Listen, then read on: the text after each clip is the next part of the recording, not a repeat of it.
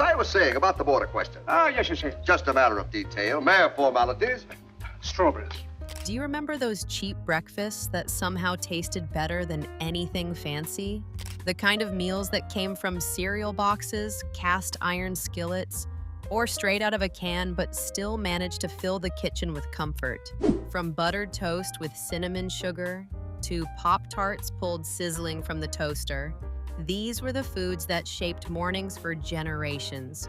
Today, we're taking a trip back to those humble plates, 30 cheap American breakfasts you'll remember from your childhood. Cornmeal mush. Cornmeal mush was one of those breakfasts that didn't try to be glamorous. It couldn't, really, but it carried whole families through the leanest years. Born out of the Great Depression, it was the kind of dish you could make when the pantry was nearly bare.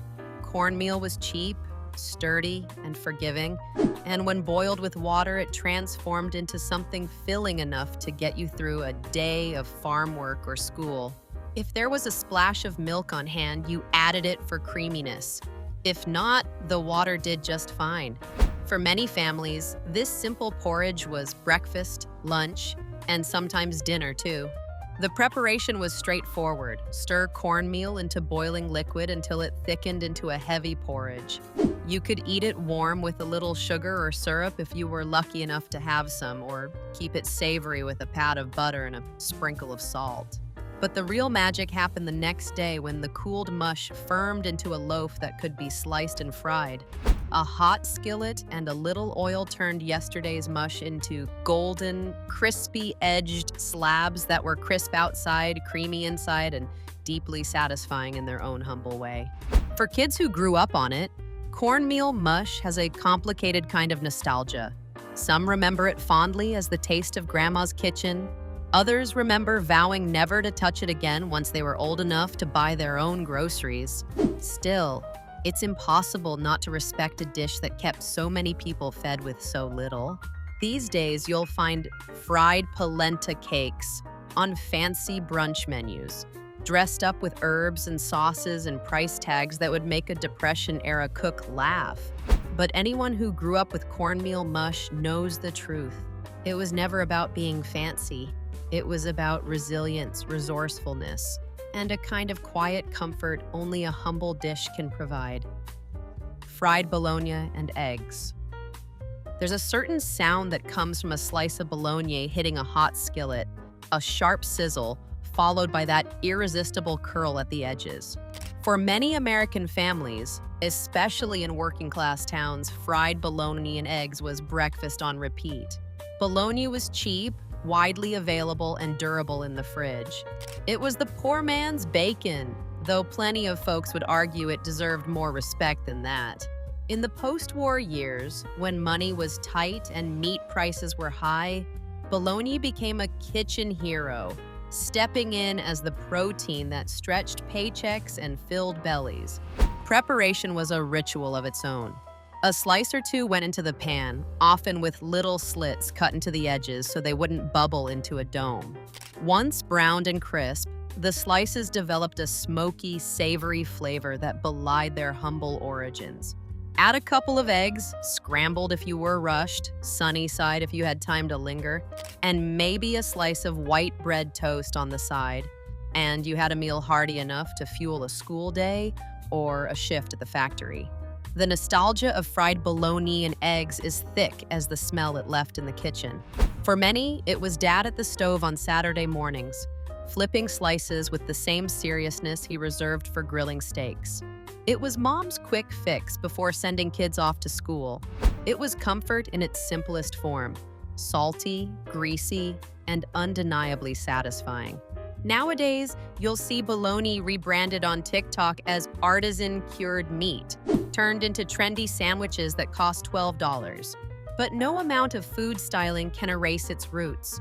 Fried bologna and eggs isn't just breakfast. It's a love letter to making do, to savoring what you have, and to the small joys of a kitchen that smelled like home. Creamed chipped beef on toast, SOS. Few breakfasts carry as much history, and as many nicknames, as creamed chipped beef on toast. For countless American families, Especially in the years after World War II, this dish was simply breakfast. For soldiers, it was SOS, which stood for SHT on a shingle, a less than polite but unforgettable moniker from the mess hall. What began as a military staple designed to be cheap, filling, and easy to mass produce eventually found its way into home kitchens, where thrifty parents carried on the tradition with a slightly more loving touch. At its core, the dish was frugality in action. Dried or jarred beef, salty, shelf-stable, and inexpensive, was chopped into strips or bits. A simple white sauce made from butter, flour, and milk became the canvas, turning that beef into something creamy and hearty.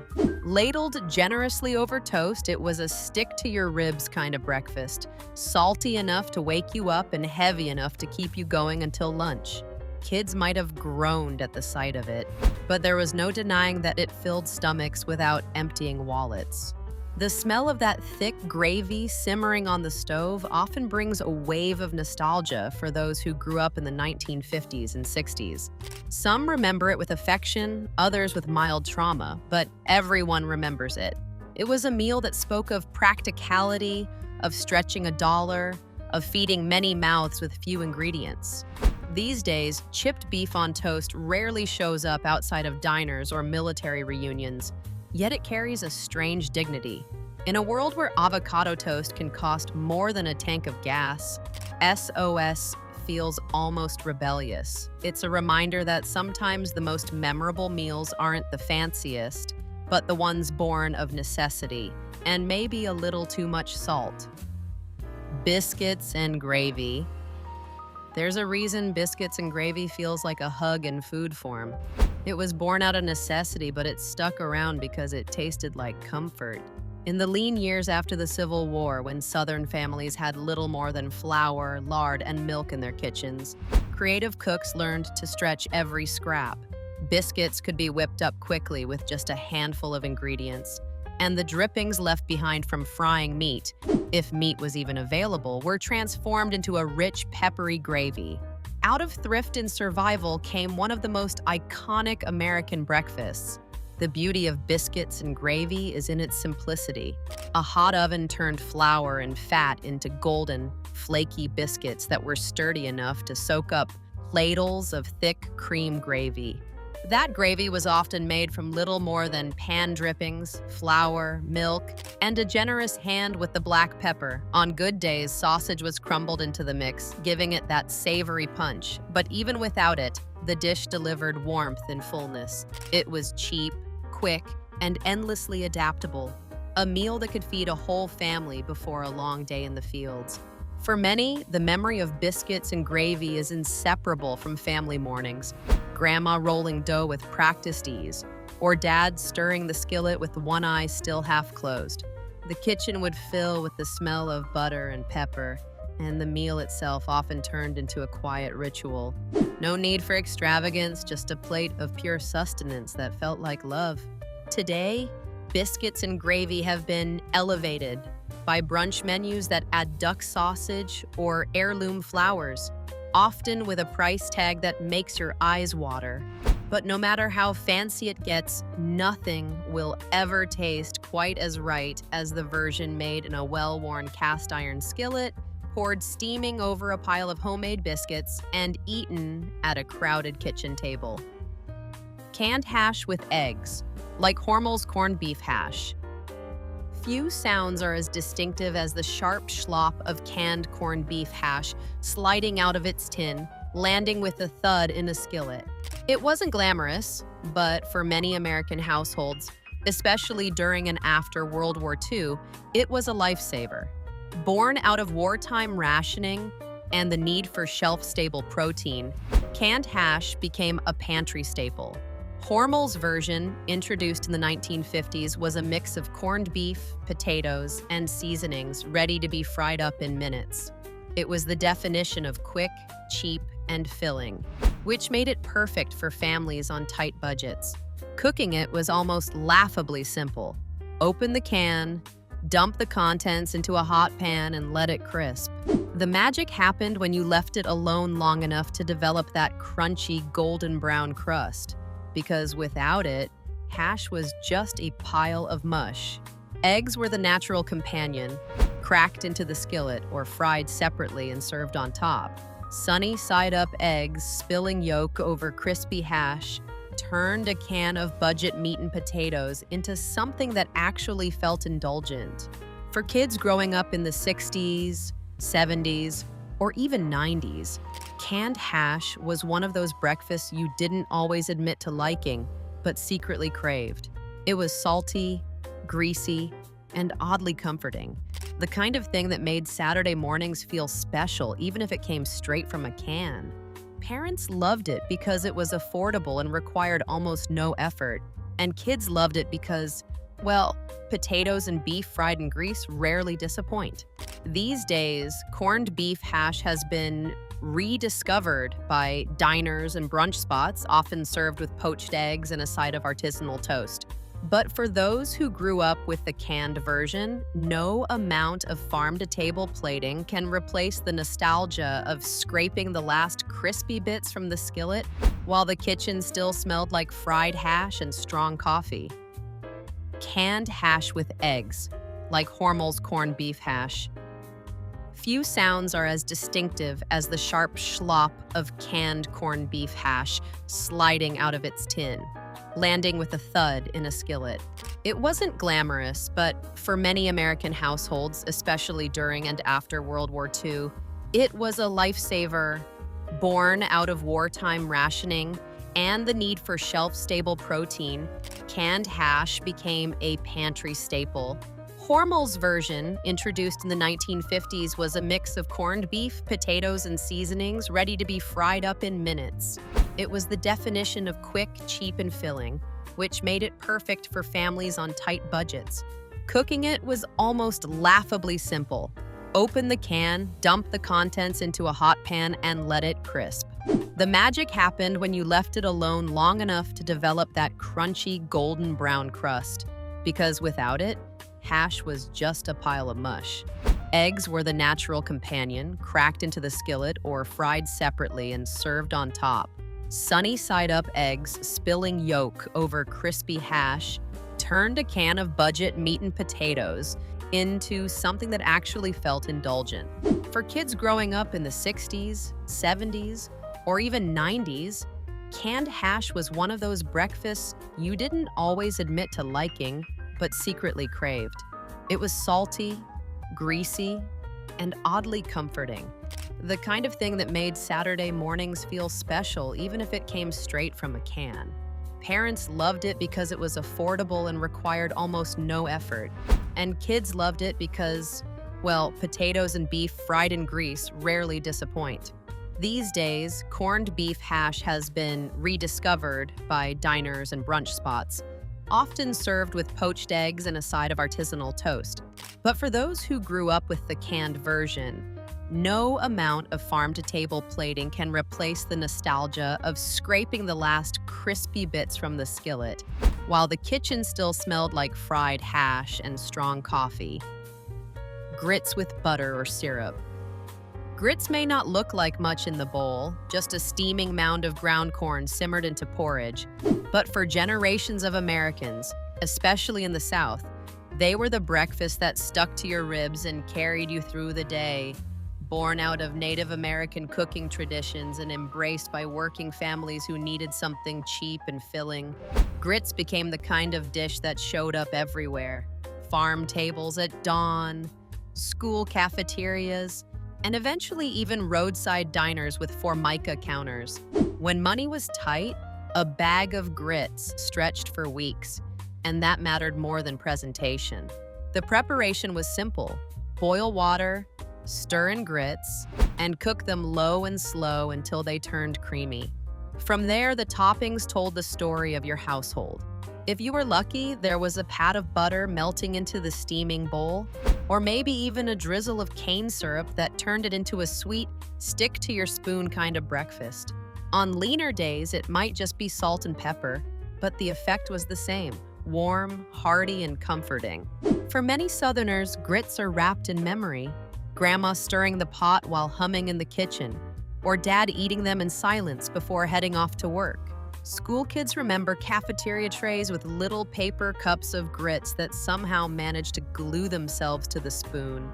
It wasn't fancy, but it was dependable, the kind of breakfast that never let you down. Today, foodies have tried to rebrand grits under a fancier name.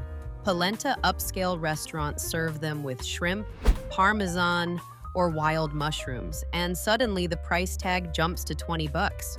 But no matter how much they're dressed up, for anyone who grew up on them, grits will always taste best in a chipped bowl with butter melting on top, syrup drizzled just enough to sweeten the day. Cereal with powdered milk. For kids in the latter half of the 20th century, cereal wasn't just breakfast. It was practically a childhood rite of passage. The jingles, the cartoon mascots, the rainbow-colored boxes promising toys inside. It was sugar and marketing genius rolled into one. But here's the thing. Not every family had fresh milk on hand. Maybe the budget was tight, maybe the fridge was empty, or maybe you lived far enough from a store that milk wasn't always guaranteed. That's where powdered milk came in, and suddenly the magical world of breakfast cereal had a very practical, if slightly clumpy, companion. Making it was as straightforward as the box directions claimed. Scoop the powder, add water, stir, and hope for the best. Sometimes the result was smooth and milk-like. Other times it carried the faint taste of chalk. But poured over Frosted Flakes, Cheerios, or whatever off-brand bag cereal your family bought, it did the job. It softened the crunch, carried the sugar, and gave you the illusion of having a proper breakfast. Kids didn't always love it, but they ate it anyway, because the alternative was dry cereal straight from the box. There's a certain nostalgia tied to those mornings. Sitting cross-legged on the floor in pajamas, bowl in hand, cartoons blaring in the background, and the powdered milk just being there. It wasn't glamorous, but it was dependable. Parents liked it because it was cheaper and lasted longer than fresh milk, and kids eventually adjusted to the taste, some even preferring it without realizing why. Today, with plant-based milks lining grocery store shelves, oat, almond, cashew, powdered milk seems almost quaint. But in a funny way, it was the original alternative milk. It taught a whole generation how to make do, how to improvise, and how to keep breakfast alive when circumstances weren't ideal. And if you close your eyes, you can still remember that slightly sweet, slightly strange taste swirling at the bottom of the bowl. Oatmeal, brown sugar, and raisins. Few breakfasts capture the spirit of thrift and comfort quite like a steaming bowl of oatmeal. For decades, it was the backbone of the American breakfast table. Cheap, filling, and endlessly adaptable. Oats were hearty, inexpensive, and widely available, making them a godsend during the Great Depression and beyond. They could stretch to feed a family without straining the budget, and when dressed up with a little sweetness, they became something kids might even look forward to. The basic preparation was simple. Simmer oats in water or milk until they softened into a creamy porridge. But the magic came in the toppings, and none were more iconic than brown sugar and raisins. A sprinkle of sugar melted into caramel ribbons that laced through every spoonful, while the raisins plumped up into chewy, sweet nuggets that broke up the blandness. Add a pat of butter for richness, and suddenly a humble bowl of oats felt like a small indulgence. It was hearty enough to carry you through a school day or a morning of work, and frugal enough to show up on the table week after week without breaking the bank. For many families, oatmeal was as much ritual as meal.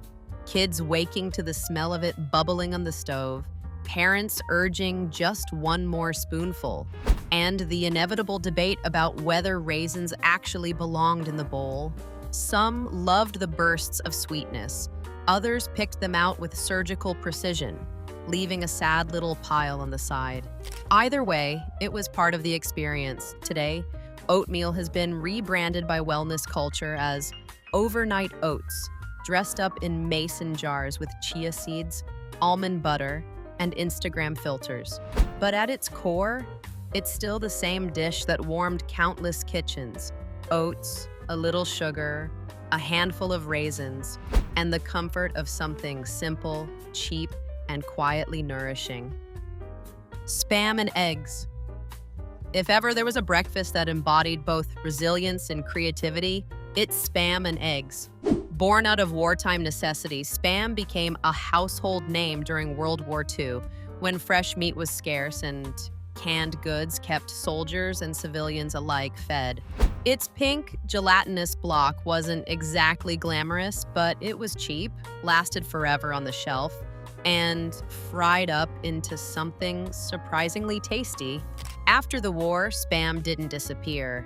It became a permanent fixture in American kitchens, especially in working-class homes where every dollar had to stretch. The preparation was no frills and satisfying.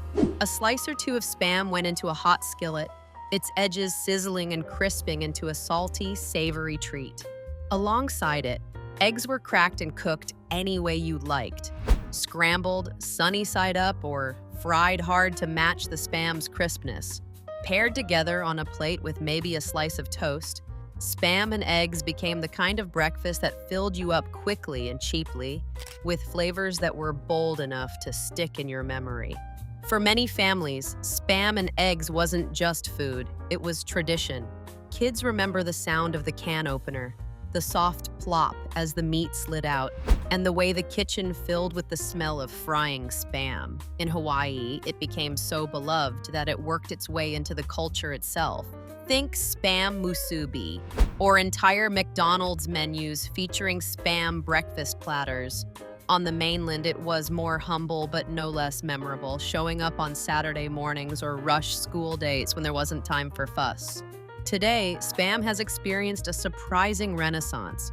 Chefs slice it thin, glaze it, and tuck it into fancy sliders or fusion dishes. Foodies post about it with hashtags like #SpamLife.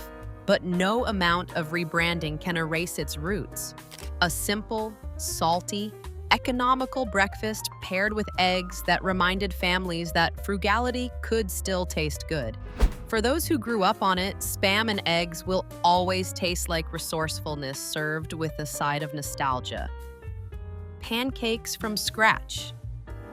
Before boxed mixes lined supermarket shelves with their promises of just add water, pancakes were a true homemade affair. Families relied on basic pantry staples: flour, eggs, milk, sugar, and a pinch of baking powder to whip up a breakfast that felt both comforting and celebratory. During the lean years of the early 20th century, pancakes weren't just weekend indulgences, they were practical, filling, and endlessly adaptable. If milk was scarce, water or evaporated milk worked. If sugar was in short supply, a drizzle of syrup or even molasses on top did the trick. It was frugality, disguised as a stack of golden comfort. Making them was part ritual, part performance. Batter was mixed in a chipped bowl, often lumpy but always forgiving, then ladled onto a hot griddle or cast iron pan. The first pancake was almost always a sacrifice, burned or undercooked, but by the second or third, you had a fluffy circle speckled with bubbles, ready to be flipped with practiced ease.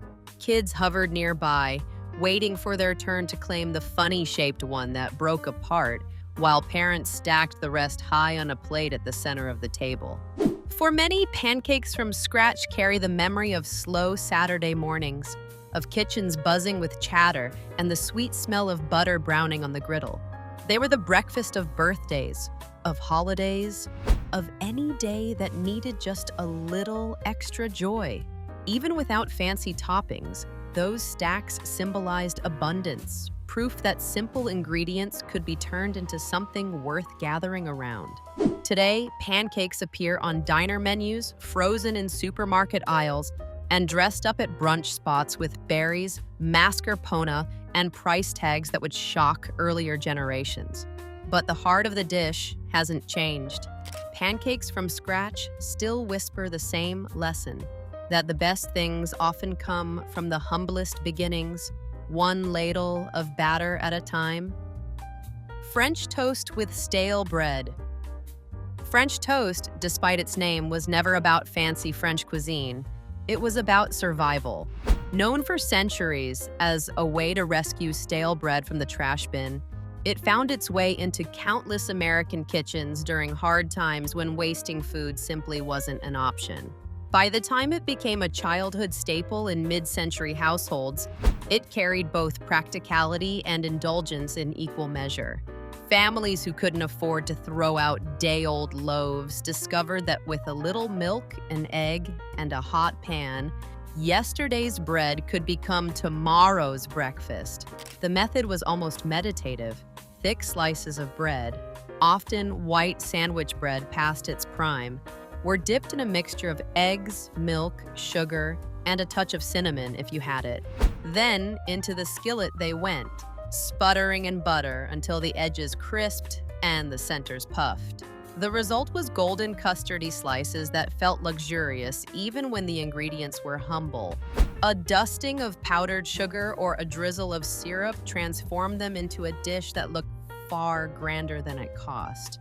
For children, French toast was a treat. The smell alone could pull you out of bed. The warm spice, the caramelized edges, the butter browning in the pan. Parents liked it because it made use of what would otherwise go to waste, stretching the family budget while still giving everyone something to smile about.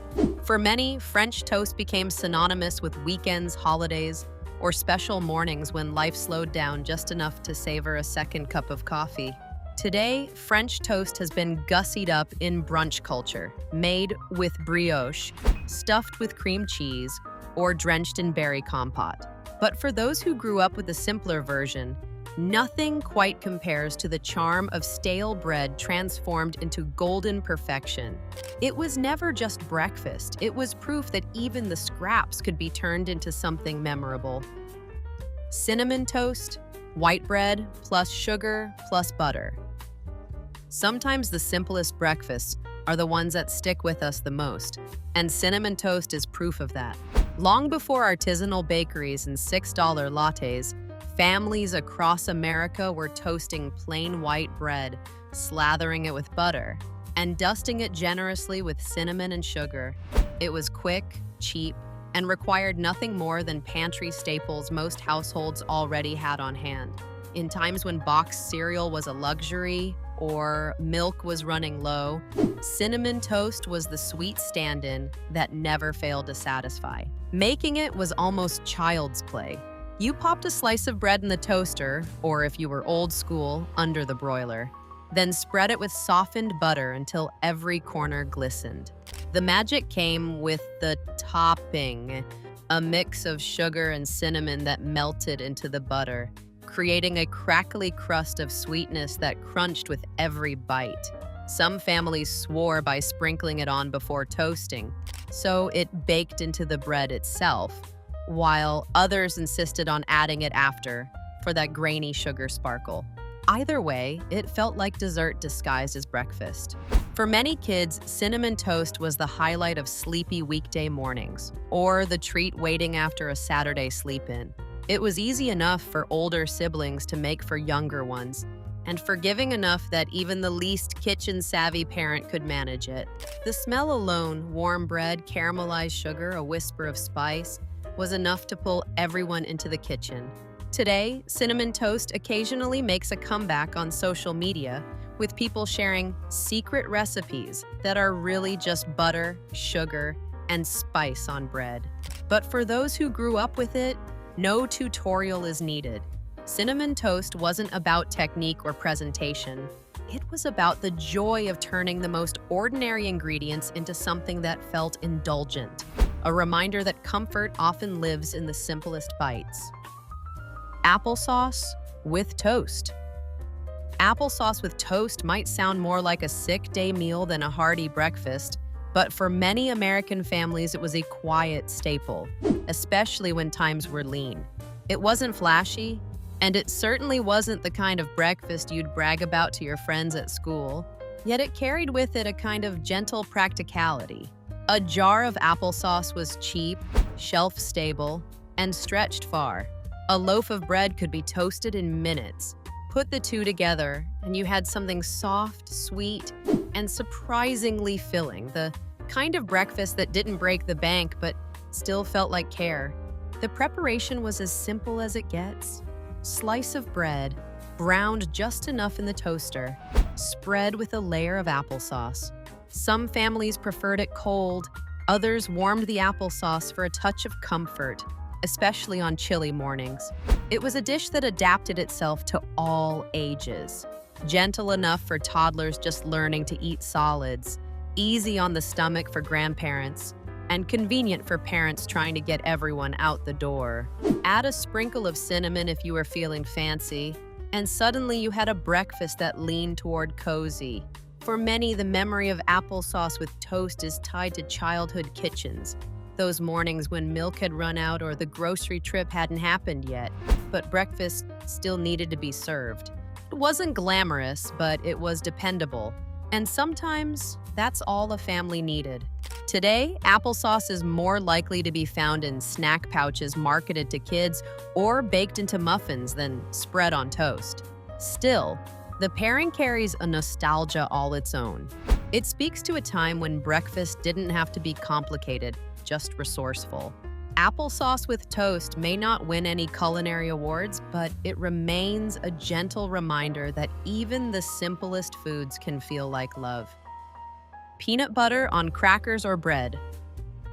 Sometimes the best breakfasts are the ones that take less than a minute to make, and peanut butter on crackers or bread is the perfect example. This humble pairing became a staple in American households thanks to peanut butter's rise in popularity in the early 20th century, when it was marketed as an affordable, protein-packed food for the masses. By the time the Great Depression hit, peanut butter had cemented its place as a frugal miracle, cheap, filling, and shelf-stable. Spread on whatever you had, saltine crackers, leftover dinner rolls, or the ever-present slices of white sandwich bread, it became a quick breakfast that fueled both kids and adults without much fuss. Preparation couldn't have been simpler. A knife, a jar of peanut butter, and some sort of carb were all that was required. Some kids liked it plain, others drizzled on a little honey, or, if the sugar jar wasn't rationed, a sprinkle of granules for crunch. Families without fresh milk could still count on this pairing to provide the protein and calories needed to get through the morning. It wasn't luxurious, but it did its job with quiet reliability. The nostalgia of peanut butter on crackers or bread lies in its universality. It was the quick bite grabbed before school, the snack eaten over the sink while rushing to work, or the makeshift meal served when groceries were running low. Kids often remember peanut butter smeared a little too thick, sticking to the roof of their mouths as they gulped down a glass of water. Parents remember its practicality: no cooking, no cleanup, and enough energy to keep little ones from complaining until lunch. Today, peanut butter shows up in smoothie bowls, protein bars, and fancy nut butter blends with price tags that would make Depression-era families laugh. But its essence hasn't changed. Whether on a humble cracker or a toasted slice of bread, peanut butter remains the same trustworthy, budget-friendly breakfast it always was. Simple, hearty, and oddly comforting in its stick-to-your-mouth kind of way. Breakfast cornbread. Cornbread in the morning is one of those traditions that feels both humble and celebratory, a dish that could just as easily be served on a weekday farm table as at a Sunday gathering. Born of necessity in the South, where corn was plentiful and wheat was scarce, cornbread became a cornerstone of frugal cooking. It was cheap to make, relied on ingredients that most households already had: cornmeal, a bit of fat, some water or milk, maybe an egg if you could spare it, and could be baked up quickly to feed a family before the day's work began. As a breakfast food, it carried a special kind of comfort, hearty enough to hold you over until noon, but simple enough to whip together without ceremony. Preparation was straightforward, though every family had its own unwritten rules. Some swore by cast iron skillets, heating them until smoking hot before pouring in the batter so the crust came out perfectly crisp. Others baked it in square pan or even muffin tins, depending on what was available. For breakfast, slices of cornbread were often eaten warm, split open with butter melting into every crumb, or drizzled with honey or sorghum syrup if you had a sweet tooth. Leftovers from yesterday's dinner could be revived in the morning, toasted in a skillet, or crumbled into a bowl with a splash of milk for a makeshift cereal. Nothing went to waste.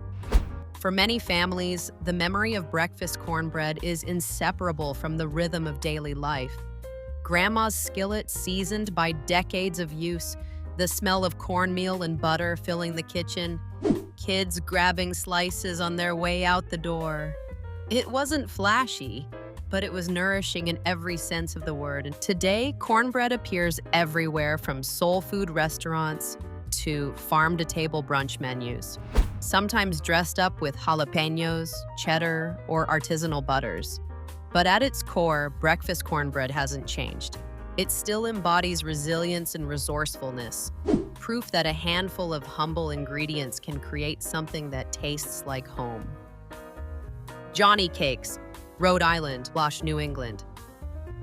Johnny Cakes may look like humble little cornmeal pancakes, but in New England kitchens, they carry centuries of history. Originally rooted in Native American cooking, they became a staple for early colonists who relied on corn as one of the few grains that grew reliably in the New World.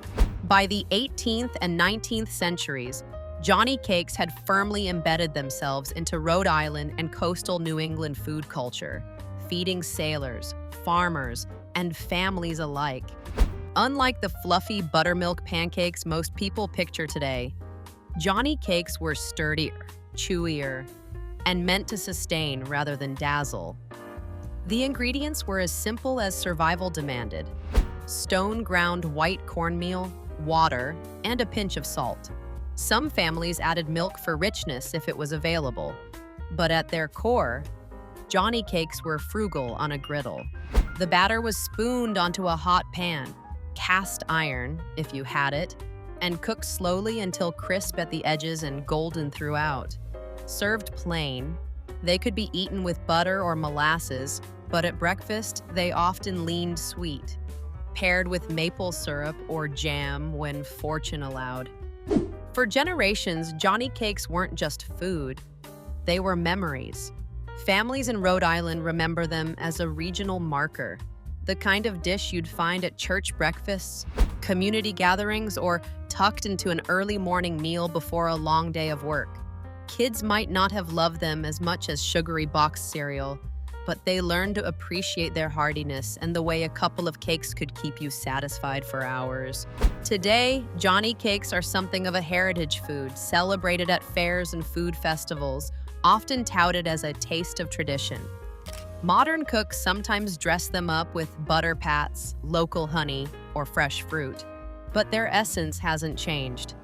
They're a reminder of resilience, of resourcefulness, and of how simple ingredients can carry the weight of history, one griddle cake at a time. Rice pudding for breakfast. Rice pudding may sound more like dessert than breakfast, but for many American families, especially those trying to stretch leftovers, it was a morning staple. At its heart, rice pudding was a dish born of frugality. Leftover rice from last night's dinner was far too valuable to throw away, so thrifty cooks transformed it into something sweet, creamy, and filling that could double as comfort food. During the lean years of the Depression and wartime rationing, rice pudding was one of those make-do meals that tasted like a small luxury even when it was built from scraps. The preparation was simple but soothing. Cold rice was simmered gently in milk, sometimes with a beaten egg to thicken it, sweetened with sugar, and perfumed with cinnamon or vanilla if the pantry allowed. The mixture bubbled away until it turned creamy, soft, and fragrant, ready to be spooned into bowls while still warm. A scattering of raisins or nutmeg on top gave it just enough flair to feel special, but even without them, rice pudding carried a quiet richness. For kids, it was the kind of breakfast that felt like a treat. There was something indulgent about waking up to what looked suspiciously like dessert, and the warmth of the pudding made chilly mornings a little easier to bear. Parents appreciated its practicality. It used up leftovers, required very little effort, and kept everyone full until lunchtime. Today, rice pudding shows up in cafes as a trendy comfort food, or appears dressed up in cookbooks with cardamom, coconut milk, or exotic toppings. But for those who grew up with it, the magic lies in its simplicity. Rice pudding for breakfast wasn't about show, it was about stretching what you had, finding sweetness in scarcity, and discovering that even yesterday's rice could start the day with warmth and comfort. Leftover pie for breakfast. Farmer's tradition. Few things feel as indulgent or as practical as starting the day with a slice of leftover pie. For farm families in early America, this wasn't decadence so much as necessity. Life began at dawn, often earlier, and breakfast needed to be fast, hearty, and ready to fuel hours of labor in the fields or barns. Pie, especially the hearty fruit or custard kinds made the night before, was the perfect grab-and-go meal. It used ingredients already on hand, it kept well overnight, and best of all, it required no extra cooking when chores were waiting. The recipe wasn't really a recipe at all. Whatever pie remained from supper, apple, pumpkin, mincemeat, even savory varieties, was fair game. Cold from the pie safe or warmed slightly in the oven.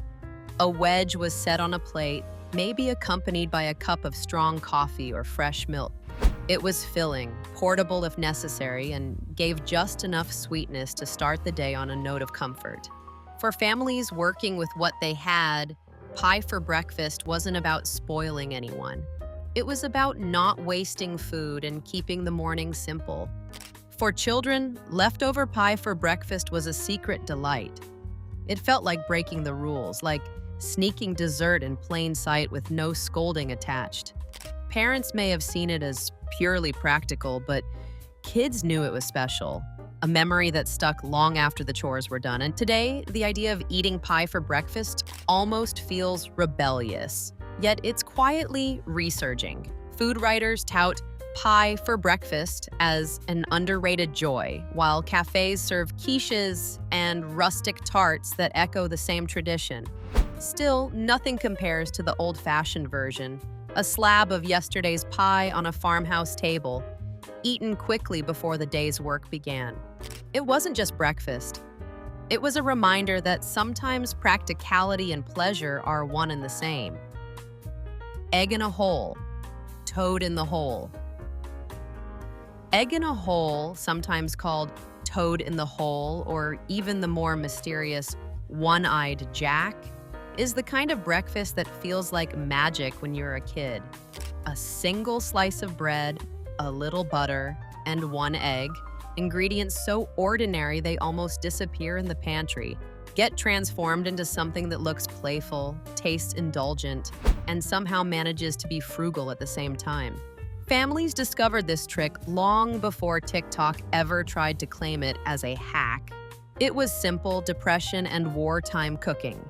Make one egg and one slice of bread feel like more by turning it into a dish that delighted the eye as much as the stomach. Preparation was part show, part sustenance. A hole was cut in the center of a slice of bread, sometimes with a glass, sometimes with the rim of a jar, and the bread was buttered and placed in a hot skillet. Into the hollow went a cracked egg, which sizzled and set while the bread toasted to a golden crisp.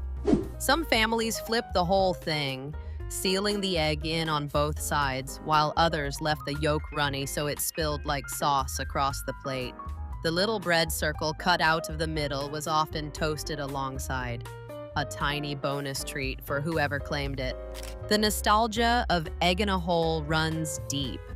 Kids loved watching it come together. That ordinary piece of bread suddenly holding an egg like a treasure chest. Parents loved it because it was cheap, filling, and used what was already on hand. It was one of those breakfasts that felt like a trick, too simple to be so satisfying. Today, egg in a hole has found its way onto brunch menus, dressed up with brioche or sourdough, topped with avocado or cheese. But its essence hasn't changed.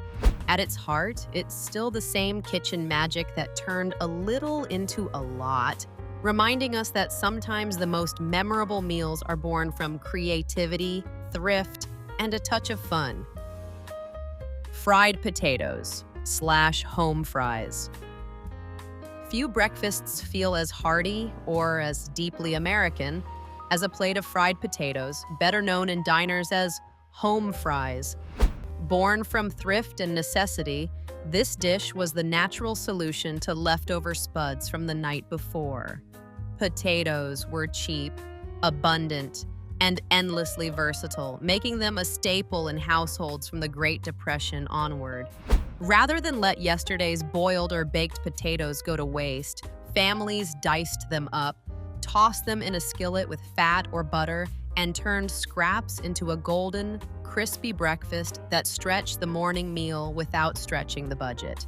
Preparation was more art than science. Some cooks preferred chunky cubes, others thin slices, and still others shredded them nearly into hash. The trick was patience, letting the potatoes sit in a hot pan long enough to develop that irresistible crust before stirring. Onions were often added for flavor, peppers if you had them, and a sprinkle of salt and pepper finished the job. Eggs could be cracked over the top, or the whole mess served alongside bacon, or more realistically, whatever cheap protein was available. The smell of frying potatoes wafting through the kitchen was a wake-up call all its own. For many families, home fries were tied to togetherness. They showed up at big Saturday breakfasts, on farmhouse tables after early chores, or as the dependable side dish that kept everyone full until lunchtime. Kids often remember the battle over who got the crispiest bits scraped from the bottom of the skillet, the real prize of the dish.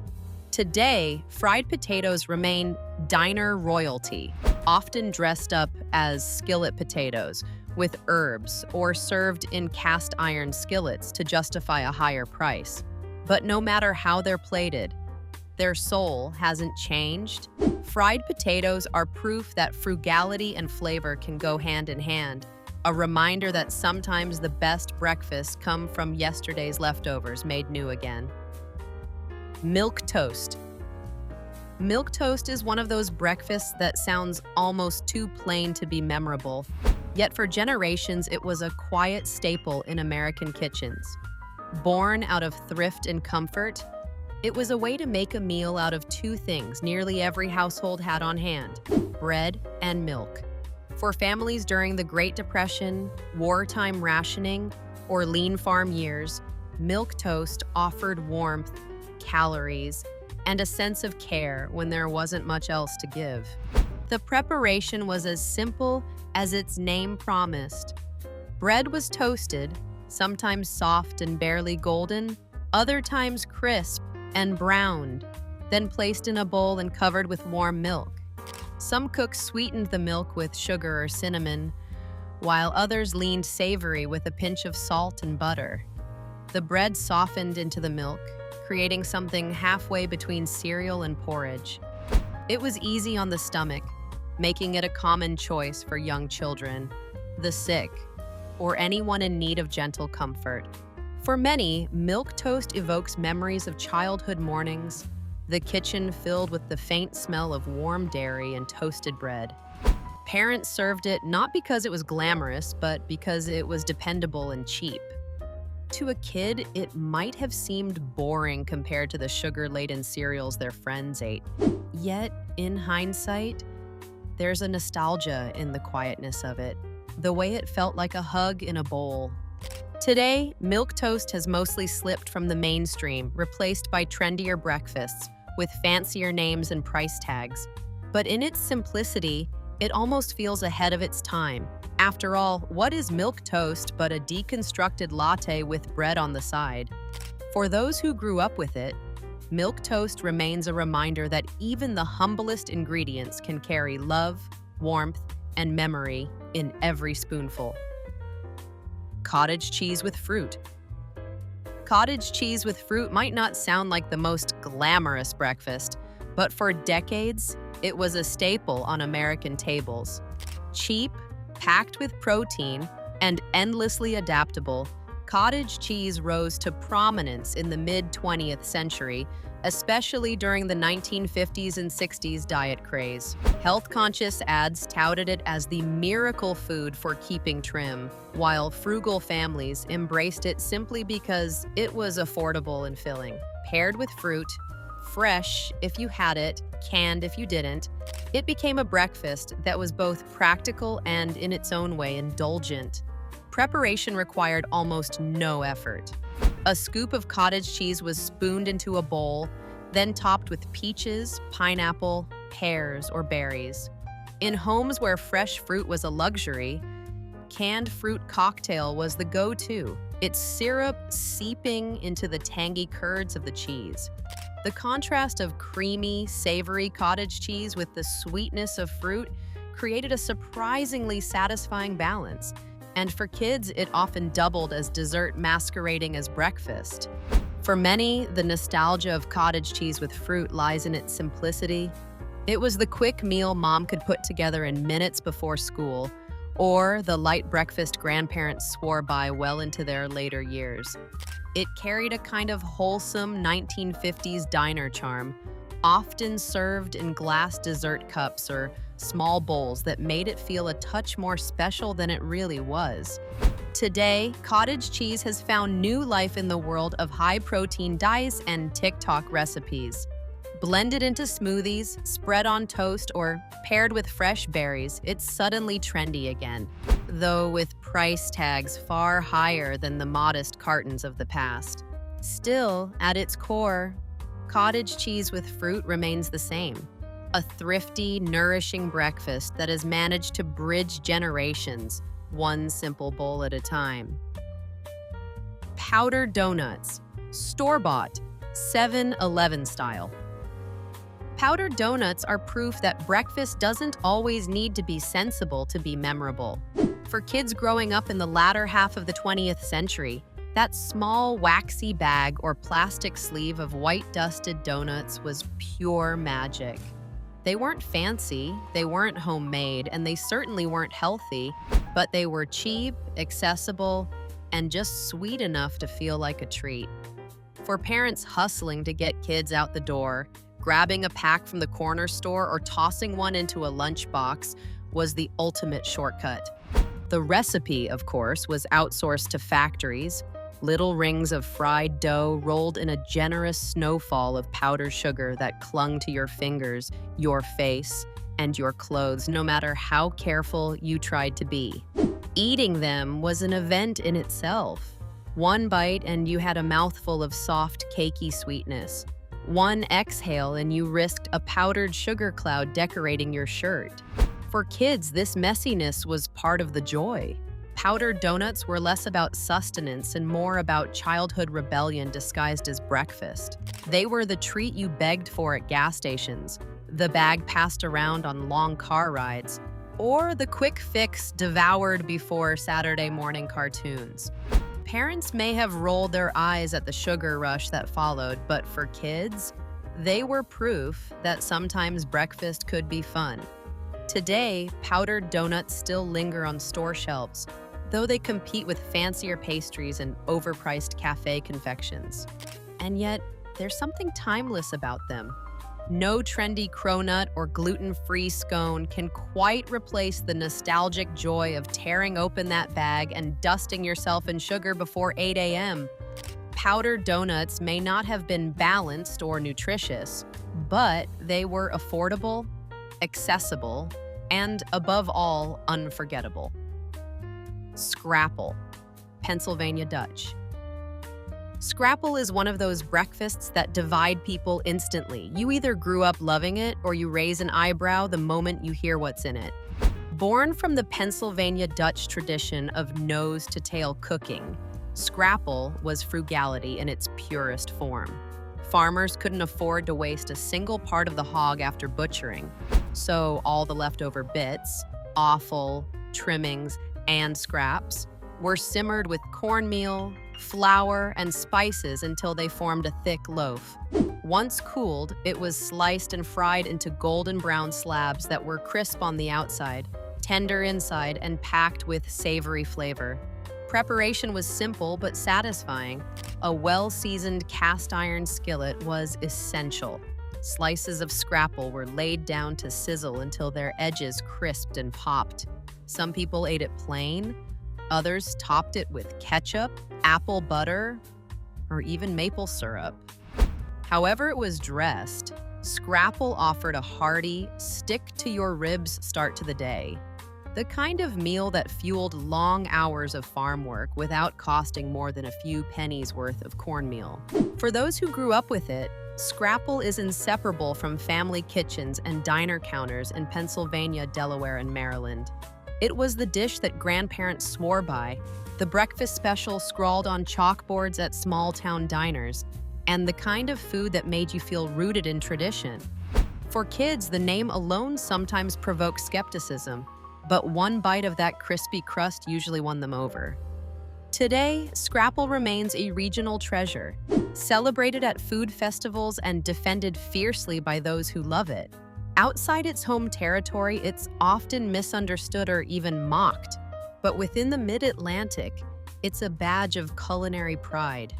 Scrapple may have been born out of thrift and necessity, but its staying power comes from something deeper: the ability to transform humble scraps into a breakfast that tastes like history, resilience, and home. Puffed rice or wheat cereals, malted milk company. Long before cartoon mascots and neon-colored marshmallows dominated the cereal aisle, there were puffed rice and puffed wheat. These cereals, popularized in the early 20th century by the Quaker Oats Company and others, were among the first to be marketed as modern, scientific, and, most importantly, affordable. The Malted Milk Company and other brands jumped in as well, selling bags of puffed grains that seemed almost futuristic at the time. Their famous slogan, "Shot from Guns," came from the dramatic promotional stunts where giant cereal cannons puffed grains under high pressure. To Depression-era families, it was more than just a spectacle, it was breakfast innovation. The preparation was laughably easy. Pour the airy grains into a bowl and add milk. Fresh if you had it, powdered if you didn't. Light, crisp, and slightly nutty, puffed cereals offered a quick breakfast that was cheap enough to feed large families. If sugar was available, kids sprinkled some on top, turning plain puffed wheat into something closer to a treat. Without it, the cereal leaned bland, but it still did its job of quieting hungry stomachs until lunchtime. For children, puffed cereals carried a kind of magic. They were tied to radio jingles, circus-like advertising, and the novelty of food science. Parents appreciated that they were inexpensive, often sold in large bags that stretched across many mornings, while kids delighted in the sheer fun of pouring a mountain of crisp, puffed grains into their bowls. Today, puffed rice and wheat still exist, though they often hide in the shadow of sugar-coated rivals. Modern versions are marketed as health foods, stripped of added sugar and dressed up as organic or gluten-free, usually with price tags that would shock the families who once bought them by the sack. But for those who remember them in their simpler form, puffed cereals are a reminder of a time when breakfast could be light, cheerful, and surprisingly futuristic, all for just a few cents a bowl. Hot Dr. Pepper or Postum, caffeine alternatives. Before energy drinks and pumpkin spice lattes, there were stranger experiments in the American breakfast cup, and two of the most memorable were Hot Dr. Pepper and Postum. Both carried the same promise, a warm, comforting alternative to coffee, though their stories couldn't have been more different. Postum arrived first, a caffeine-free roasted grain beverage invented in 1895 by C.W. Post. Made from wheat bran, molasses, and barley, it was marketed as the wholesome, family-friendly answer to coffee's jittery grip. During World War II, when coffee was rationed, Postum found a loyal audience among households trying to make do without. Parents often gave it to children, proud to be serving something that looked like coffee but carried no caffeine. To many, the taste was nutty and pleasant enough. To others, it was more like drinking scorched bread. Still, it became a kitchen staple, a symbol of thrift and sacrifice that lasted decades. Then there was Hot Dr. Pepper, a mid-century oddity born not of necessity, but of marketing creativity.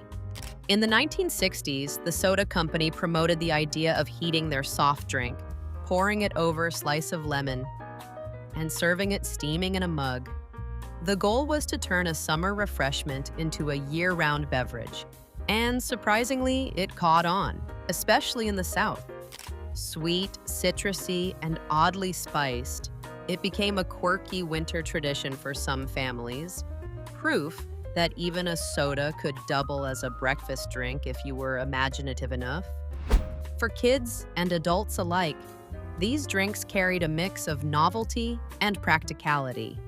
Postum was about resilience, keeping the ritual of a morning cup alive when coffee was scarce or frowned upon.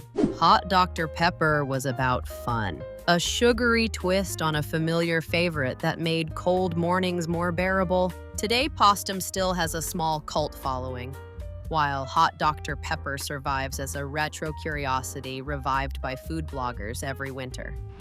Both remind us that breakfast drinks don't always need caffeine to warm us up. Sometimes they just need a little creativity, and maybe a dash of marketing bravado. Tang and toast. If there was ever a breakfast that captured the optimism of mid-century America, it was Tang and toast. Tang, that bright orange powdered drink, blasted onto the scene in the late 1950s, marketed as a space-age miracle of modern nutrition. Its real claim to fame came in the 1960s when NASA astronauts drank it during space missions, instantly giving the powdered mix cosmic credibility. Suddenly, kids across America weren't just sipping orange-flavored sugar water, they were sipping the future. Paired with something as humble as toast, Tang became a breakfast that felt both thrifty and futuristic. An easy way to start the day with a burst of citrus-colored energy. The preparation was quick enough for even the groggiest morning. A spoonful, or 3 if you ignored the directions, of Tang powder went into a glass of cold water, stirred until the sugary crystals dissolved into a neon orange swirl. The toast, usually white bread browned in a pop-up toaster, was topped with butter, jam, or sometimes just left plain. Together, the combination was simple, fast, and affordable. The kind of breakfast that parents loved because it filled stomachs without much effort. For kids, Tang and toast carried a special kind of excitement. Drinking Tang felt like playing astronaut, as though your ordinary morning had a touch of rocket fuel in it. Toast was the steady companion, grounding the meal with something warm and familiar. For many families, this pairing was the weekday go-to. Quick enough to make before school and just flashy enough to keep children from complaining. Today, Tang still exists, though its popularity has waned, overshadowed by sports drinks, smoothies, and all manner of health-conscious beverages. But for those who grew up with it, the sight of that orange powder can instantly trigger memories of Saturday morning cartoons, crumb-strewn kitchen tables, and the sweet, slightly artificial promise that the future really did taste like orange. Tang and toast may not have been gourmet, but it was breakfast with a side of wonder. Frozen waffles, Eggo 1953 invention. Frozen waffles might be one of the most recognizable childhood breakfasts of the 20th century, thanks in no small part to Eggo. First invented in 1953, they were a marvel of post-war convenience culture, a time when freezers were becoming standard in American homes and families craved quick, no-fuss meals. Before Eggo, waffles were a weekend-only project demanding batter, hot irons, and a fair bit of patience. But suddenly, all you had to do was pull a perfectly shaped waffle from the freezer, pop it into the toaster, and breakfast was served. It was the golden age of just heat and eat. Preparation couldn't have been easier, which was the whole point. Kids could make them on their own, proudly pulling waffles from the toaster and drenching them in butter and syrup. The crisp edges and soft insides delivered a satisfying crunch-chew balance that made even school mornings bearable.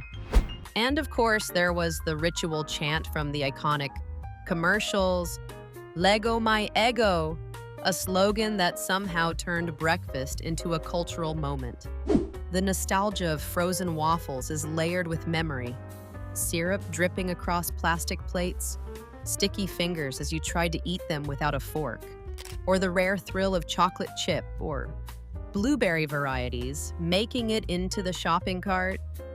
For many families, they weren't just food, they were a symbol of modernity, proof that the future had arrived in the freezer aisle.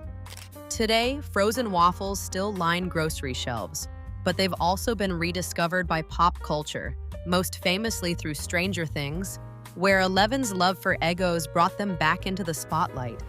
Gourmet versions now appear with organic grains and artisanal toppings, but for most people, no amount of culinary reinvention can replace the joy of those toaster-fresh squares. Frozen waffles were the taste of convenience, childhood independence, and the sweet simplicity of mornings when the biggest worry was whether someone would steal the last Eggo. Pop-Tarts, 1964 invention. If frozen waffles represented the dawn of convenience, Pop-Tarts were the full-blown space age of breakfast. Launched in 1964 by Kellogg's, they were designed to be the ultimate grab-and-go meal. No refrigeration, no mixing bowls, no frying pans. Just tear open the foil packet, drop it in the toaster, and breakfast was ready in minutes. To parents juggling busy mornings, Pop-Tarts felt like a miracle. To kids, they were pure magic, sweet, colorful, and just rebellious enough to feel like dessert disguised as breakfast. The preparation was laughably simple, though not without its quirks. Straight from the toaster, the pastry could range from perfectly golden to lava-hot filling that threatened to sear your tongue. Some families skip the toaster altogether, eating them cold right from the foil sleeve, especially when running late for school. With flavors like strawberry, blueberry, and brown sugar cinnamon, and eventually the neon-glazed, sprinkle-covered varieties, Pop-Tarts quickly became a cultural icon of the 1970s and beyond. For many, the nostalgia of Pop-Tarts isn't just about taste, it's about the whole experience. The crinkle of the foil packet, the smell of sugar and pastry wafting through the kitchen, and the arguments over who got the last two in the box. They were portable, affordable, and endlessly adaptable, sometimes eaten at the breakfast table, other times shoved into a backpack as a makeshift snack, or even dinner when times were tight. Today, Pop-Tarts remain as much a cultural artifact as a food. They've expanded into dozens of flavors, from s'mores to cookies and cream, and even found ironic fame as comfort food for grown-ups who once adored them as kids. While diet trends and health warnings may sneer at their sugar content, Pop-Tarts still hold a soft spot in the American memory. They were cheap, cheerful, and a little chaotic. Everything a childhood breakfast needed to be. And there you have it. 30 breakfasts that may not have been fancy, but they sure knew how to stick in your memory. From cornmeal mush to Pop-Tarts, these simple, thrifty meals carried generations through school mornings, busy workdays, and the kind of times when stretching $1 mattered most. Maybe some made you smile, maybe a few made you shudder. But either way, they're part of the story of how America ate its mornings. If one of these breakfasts took you straight back to your childhood kitchen, let us know in the comments. We'd love to hear your memories. Don't forget to like this video, share it with someone who needs a nostalgia trip, and subscribe for more journeys into the foods that shaped us. Because sometimes the simplest meals are the ones that stay with us forever.